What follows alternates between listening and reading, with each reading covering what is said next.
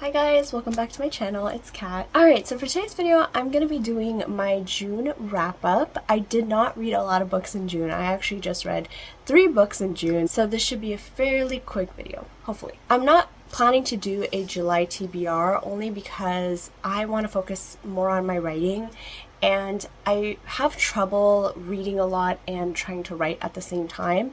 So I'm still going to be reading, but just at a slower pace. I don't want to just bombard myself with a lot of books while trying to write at the same time. So July and possibly the next few months is going to be more so me trying to finish this draft and just giving it my full focus versus trying to reach certain goals or reading goals and stuff like that. Anyways, let's get into the video. So the first book that I finished in June was Radio Silence. This is by Alice Oseman. I made a dedicated book review on Radio Silence, so if you want to check it out for something a little bit more in-depth, then you can check out that video. This book was so good. I gave it a 4.5 star.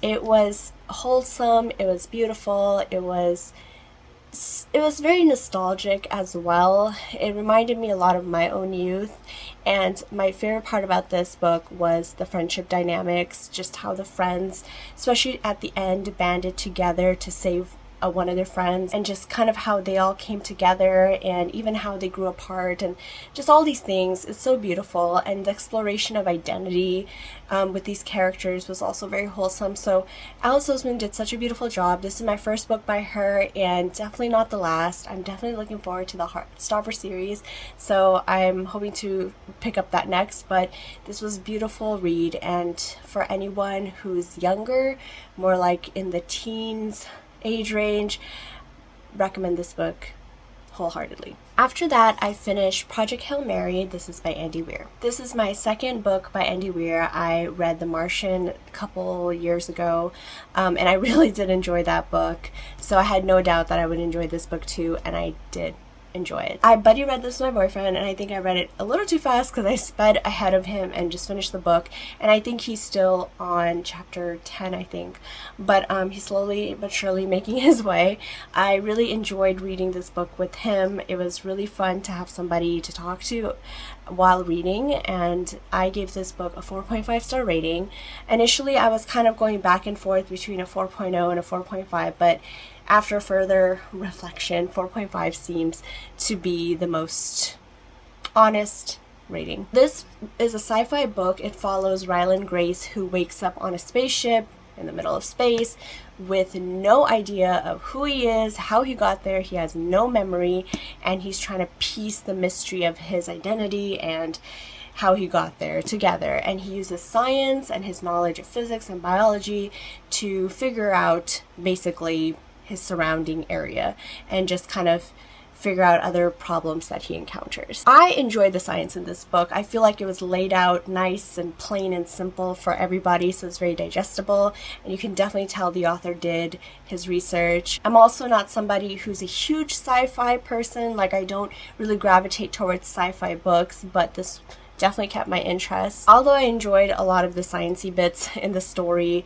whenever the character was explaining the science behind something he was doing, I did feel like that slowed down the pace of the story. So there were some moments where I feel like it was going slower, but nonetheless, it was still really fun, and the characters were so good, especially our two main characters. They were so fun. I love their dynamics. I love their friendship so much, and you can't help but just cheer them on and just hope they accomplish what they set out to do. Honestly, even if you're not a sci-fi person, I would still recommend giving this book a shot, because I do feel like you'll still enjoy it regardless of the genre. After that, I finished off with Fangs. This is a graphic novel by Sarah Anderson. So technically I read this book in the beginning of July, but I'm just going to add it into this wrap-up. Fangs is a very short graphic novel, and basically it centers around the relationship between a vampire and a werewolf and just the different things that they encounter. It was a delightful read. It was so funny. I loved it, and it was so cute at the same time. I honestly wish it was a little longer. That would probably be my only criticism. I love their humor. I love the romance. I just found it so adorable. It was a very fun, light read. Definitely just a good feel book. I give it a 4.0 star rating. Again, I really wish it was a little bit longer. I totally get it's a graphic novel, so it can't be like hundreds of pages long, but I do wish that it did kind of continue a bit more so we can have more moments with these two characters. And honestly, with how light the story is, you can read it during any time of the year.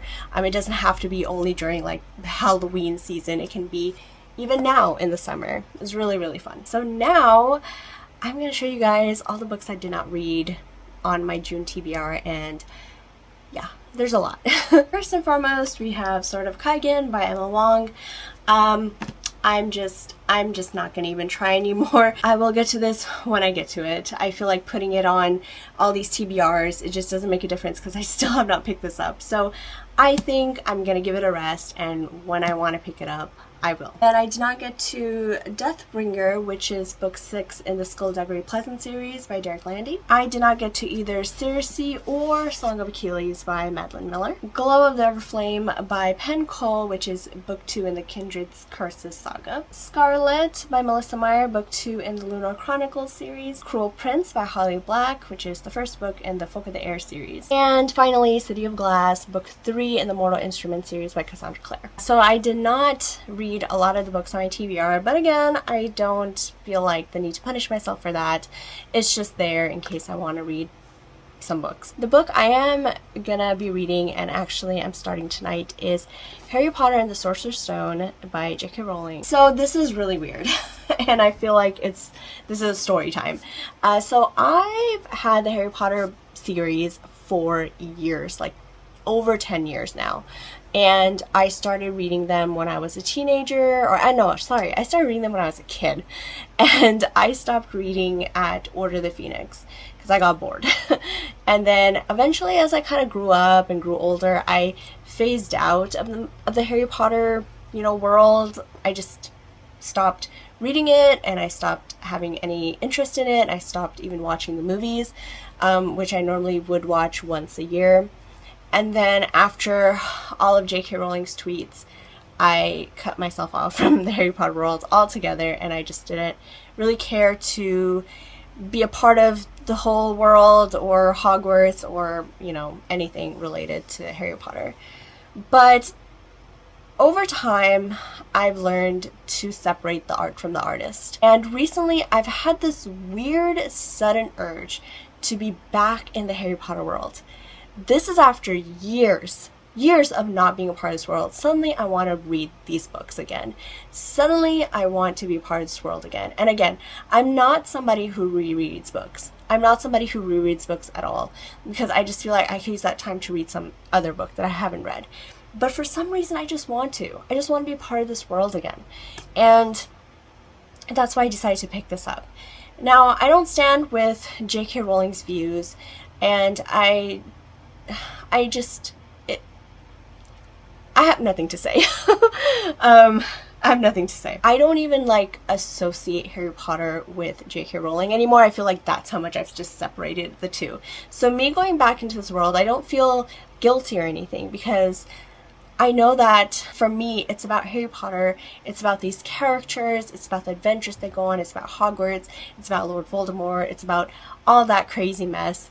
That's what it's about, and that's what I want to be back in again. I'm going to pick this series back up, and I'm really excited. I actually cannot wait till I read this book. Hopefully I get through all the books this time. Hopefully I get past Order of the Phoenix, and it's not boring. Order of the Phoenix, even the movie, was my least favorite, so I'm not surprised that the book wasn't that exciting. And that, let me know what you guys are reading. If you read any of the books I've mentioned, let me know what your thoughts are, and hopefully you guys had a great reading year so far. Let me know how your guys' year is going in general and just what books you've been reading, and I will catch you guys next time. Please be safe, please take care of yourself, be kind, and I'll talk to you guys later. Bye.